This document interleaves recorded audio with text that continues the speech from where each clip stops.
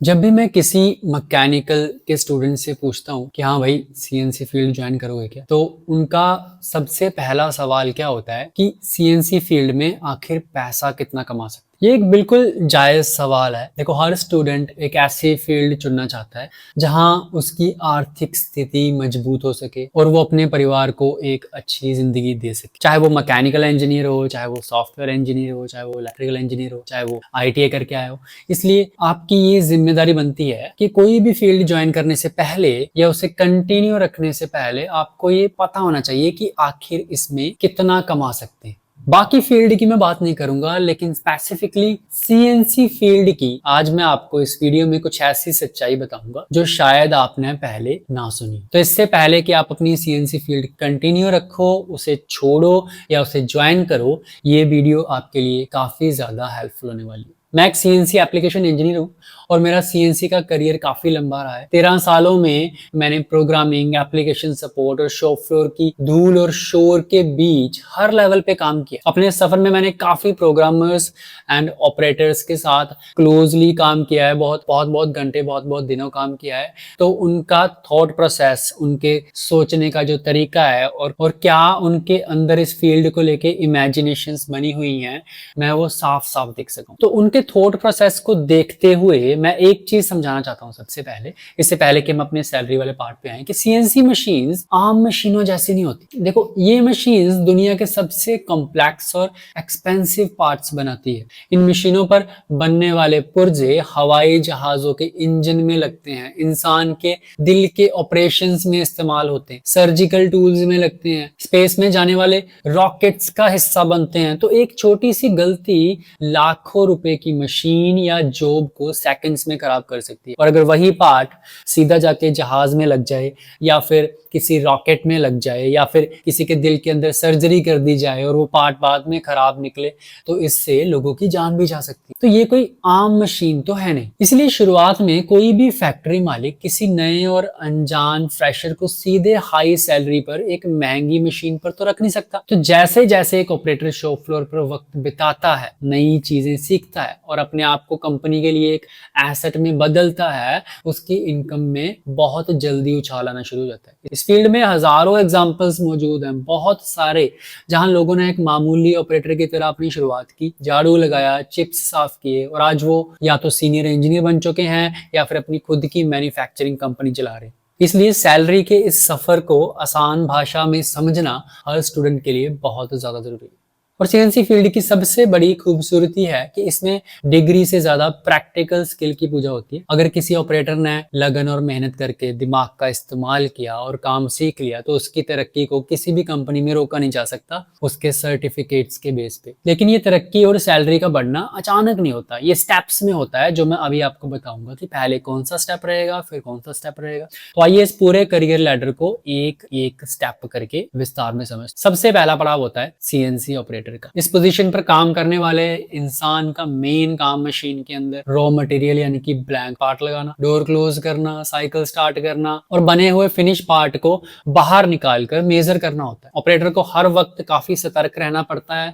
अगर पार्ट की डायमेंशन में थोड़ा सा भी वेरिएशन आए तो उसे तुरंत मशीन रोककर अपने सीनियर को बताना होता है। तो एक बेसिक ऑपरेटर को आज के टाइम में महीने के 15 से 20 हजार मिलते हैं, अगर मैं जेनरिक आइडिया लूं। हो सकता है कई कंपनीज में ये कम हो, 12,000 हो, और कई कंपनीज में हो सकता है ये 22 या 24,000 तक भी हो, लेकिन एवरेज आप दिमाग में बिठा के चलो 15 से 20,000 रुपए। अब नए स्टूडेंट्स अक्सर शुरुआती छोटी सैलरी को देख के ना काफी निराश हो जाते। इवन मैं भी बहुत निराश था। मेरी जो पहली जॉब थी वो तकरीबन 12 या 13,000 रुपए महीने पे थी और 2 साल मैंने उसी सैलरी पे मतलब काम किया है। तो आपको भी मेरी तरह लगता होगा कि सालों तक मेहनत करके कोर्स किए, है ना, इतना ज्यादा एफर्ट किया इस फील्ड के लिए, एग्जाम पास किए और आखिर में हाथ में सिर्फ इतने पैसे आए, तो क्या फायदा था उस सारा कुछ किए। लेकिन इस निराशा के वक्त आपको एक बात ध्यान से समझनी चाहिए, बहुत ही ज्यादा जरूरी है। आपकी पहली जॉब पैसा कमाने के लिए कभी होती ही नहीं है, बल्कि प्रैक्टिकल काम सीखने के लिए होती है। पहली ही जॉब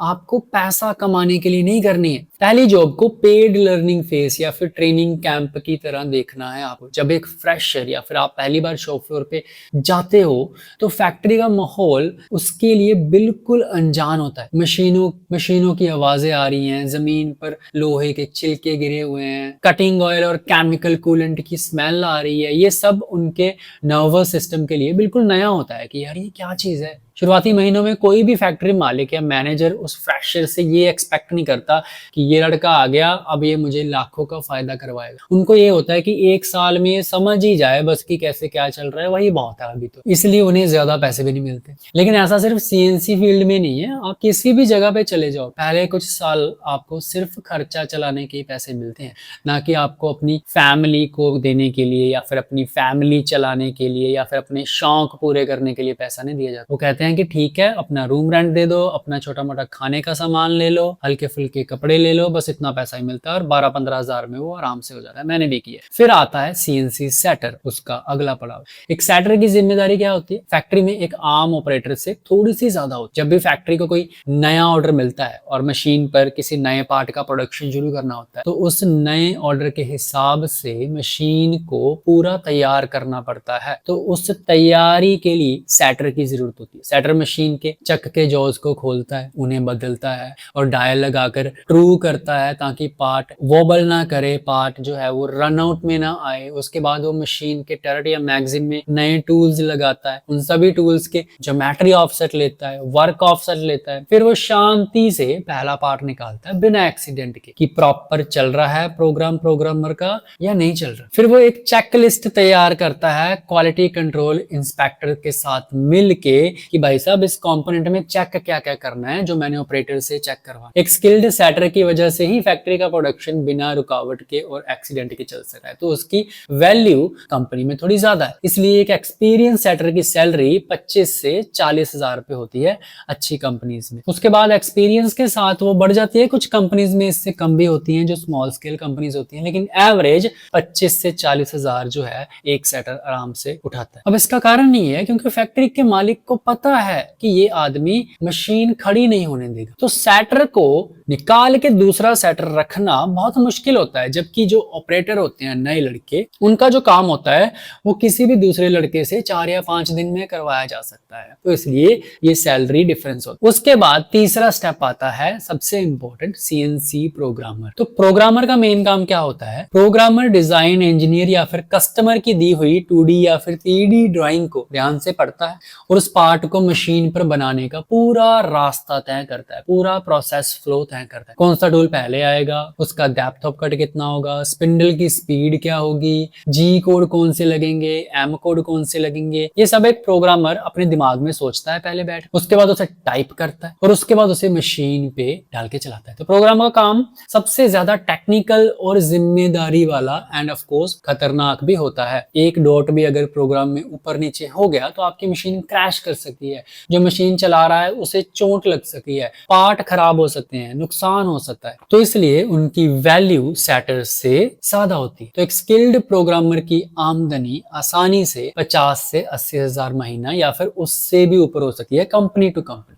जैसे अभी एरोस्पेस की कंपनीज हैं या फिर कोई डिफेंस की कंपनी है या फिर कोई मेडिकल कंपनी है, उनके पार्ट बहुत प्रिसाइज होते हैं। हमारा जो एक बाल होता है ना, ये 70 माइक्रोन का होता है और उनके पार्ट का जो प्रिसीजन है, उनकी पार्ट की जो एक्यूरेसी होनी चाहिए वो 10-10 माइक्रोन की होती है। तो वहां पे बहुत ज्यादा सोचना पड़ता है प्रोग्रामर को, तो वहां पे उनकी सैलरीज 1 लाख 1.5 लाख भी होती है। तो कुछ कंपनीज जो है वहां पे मोटा काम होता है कि कोई बात नहीं यार, आधा mm भी ऊपर नीचे हो गया तो चलेगा, 0.1 भी हो गया तो चलेगा, 50 माइक्रोन भी हो गया तो चलेगा। वहां पे प्रोग्रामर ज्यादा स्मार्ट जो है नहीं जरूरत होती उनको, एवरेज प्रोग्रामर भी चल जाते हैं। तो वहां पे क्या है, उनकी सैलरी हो सकता है थोड़ी कम हो, 50 हजार हो या फिर 55 हजार हो, ऐसे कर। और जो नीचे सेटर्स काम करते हैं उनको प्रोग्रामर ही हैंडल करता है, उनको प्रोग्राम सप्लाई करना उसका जो है वो मेन काम होता है। फिर आता है प्रोडक्शन इंजीनियर। अब जब कोई इंसान 5-7 सालों तक मशीन चला लेता है, सेटर बन जाता है और प्रोग्रामिंग के सभी पैंतरे सीख लेता है, तो कंपनी उसे से पूरे शॉप फ्लोर की जिम्मेदारी दे दी। कह रहे भाई ठीक है,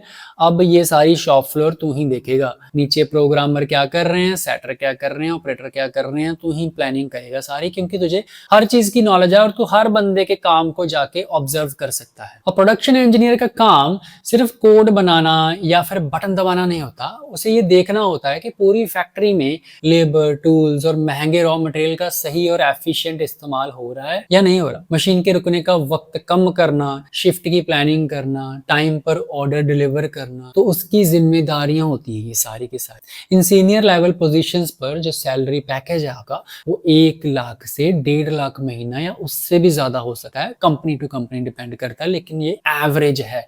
अगर एक प्रोडक्शन मैनेजर है एक कंपनी में तो 1 लाख प्लस वो आराम से कमा रहा है। अब जब आप प्रोडक्शन मैनेजर बन गए तो उसके बाद एक बहुत और स्पेशल फील्ड आती है जिसे हम कहते हैं एप्लीकेशन इंजीनियरिंग। अब एप्लीकेशन इंजीनियर क्या करते हैं? उनका मेन काम होता है बड़ी सीएनसी मशीन बनाने वाली कंपनीज के लिए काम कर, यानी कि जो मशीन पे पार्ट बना रहे हैं उन कंपनीज में काम नहीं करना, जो मशीनें बनाते हैं उनके लिए काम करना। तो वो करते क्या है, मशीन बेचने के बाद कस्टमर की फैक्ट्री में जाकर उन्हें मशीन के एडवांस फीचर समझाते हैं, कॉम्प्लेक्स एरोस्पेस या मेडिकल पार्ट का ट्रायल निकाल कर देते हैं कि देखो ये ऐसे बनेगा, इसमें ये गलती हो सकती है, आपको ये ध्यान रखना है। तो ये चीजें वो प्रोडक्शन मैनेजर को भी, प्रोडक्शन प्रोग्रामर को भी, सेटर को भी, सबको सिखाता है कि आपको क्या करना है क्या नहीं करना है, आपको क्या करना है क्या नहीं करना है। तो ये सीएनसी फील्ड का एक बहुत ही इलाइट रोल आ जाता है जहां टेक्निकल नॉलेज के साथ आपकी कम्युनिकेशन जबरदस्त होनी चाहिए, क्योंकि एप्लीकेशन इंजीनियर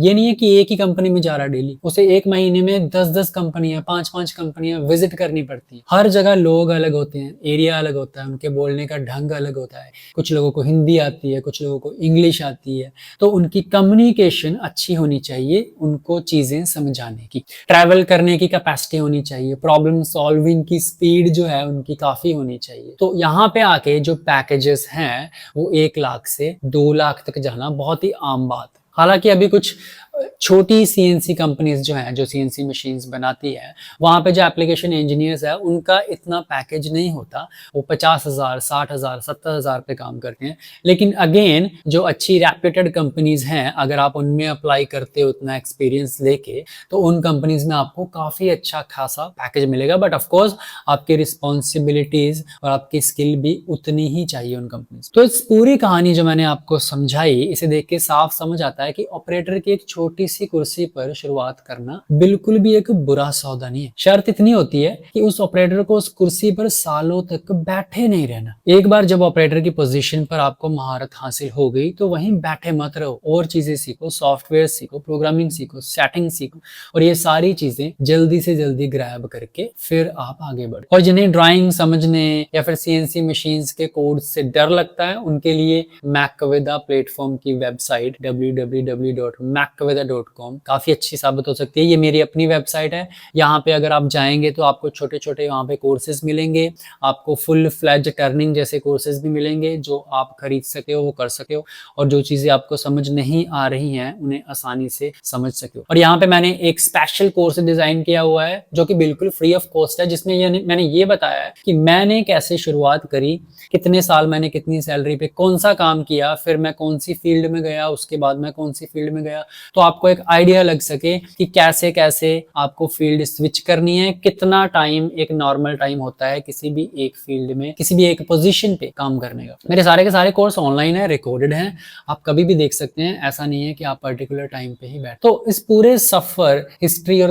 ग्राउंड रियलिटी को समझने के बाद किसी भी स्टूडेंट को अपनी शुरुआती छोटी सैलरी देखकर निराश या डिमोटिवेट नहीं होना। सीएनसी फील्ड एक डेड एंड जॉब बिल्कुल नहीं है, इसमें कंटिन्यूस ग्रोथ होती है। ये एक हाईली पेड और रिस्पेक्टेड वाली स्किल्ड बेस्ड फील्ड है जहां सिर्फ और सिर्फ एक ही रूल चलता है, जो इंसान जितना ज्यादा सीखेगा वो उतना ज्यादा कमाएगा।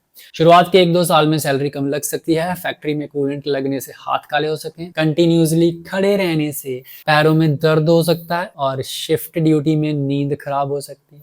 लेकिन अगर आपके दिमाग में एक क्लियर विजन है कि मुझे जिंदगी भर सिर्फ बटन दबाने वाला बेसिक ऑपरेटर नहीं बन के रहना, बल्कि एक मास्टर प्रोग्रामर या फिर एक प्रोडक्शन इंजीनियर या एप्लीकेशन इंजीनियर बनना है, तो ये फील्ड आपके लिए काफी बेहतरीन साबित हो सकती है। बाकी मेरी वेबसाइट पे जाके मेरे कोर्सेज चेकआउट जरूर जरूर करें। मैं मिलता हूँ आपसे किसी अगली वीडियो में, तब तक के लिए take care and wish you all the best.